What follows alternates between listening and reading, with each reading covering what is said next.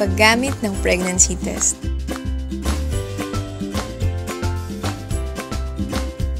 Ang pregnancy test ay isang instrumento na ginagamit upang malaman kung buntis o hindi ang isang babae. Kadalasan itong nabibili sa mga butika o mga kalapit na pagamutan. Maaaring gamitin ang pregnancy test kapag ang isang babae ay hindi dinatna ng regla sa tamang oras at mayroong tala ng pakikipagtalik.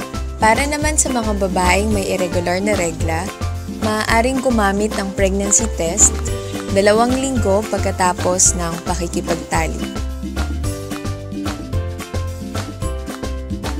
Buksan ng dahan-dahan ang pakete ng pregnancy test. Kadalasan naglalaman ito ng mga sumusunod: pregnancy kit,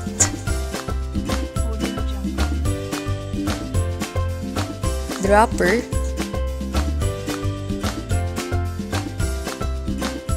at desiccant.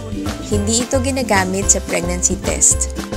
Maaari na itong itapon dahil nakalalason ito.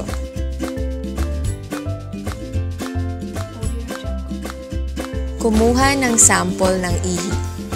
Sumalo ng sample ng ihi sa isang malinis na lalagyan. Gamitin ang dropper para kumuha ng ihi mula sa lalagyan. Maaari ring gamitin ang pakete ng pregnancy test sa pagsalo ng ihi.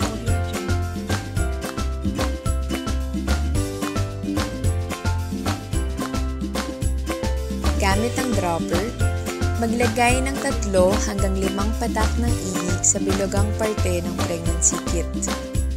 Mag-ingat na hindi matapunan ang parte na mukhang pahabang kahon. Maghintay ng 5 minuto at tingnan ang resulta.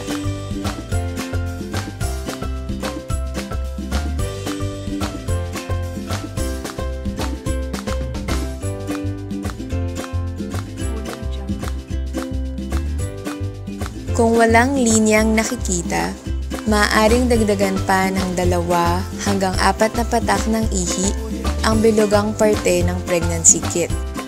Kapag isang linya lang ang nakita, ito ay nagsasaad ng negative na resulta. Ito ay nangangahulugang hindi buntis ang kumuha ng pregnancy test. Kapag 2 ang linya, ito ay nagsasaad ng positive na resulta. Ito ay nangangahulugang buntis ang kumuha ng pregnancy test. Babala. Mayroon ding mga pagkakataong hindi tumutugma ang resulta ng pregnancy test. Pinakamainam pa rin na kumonsulta sa doktor kung mayroong mga tanong ukol sa pagbubuntis.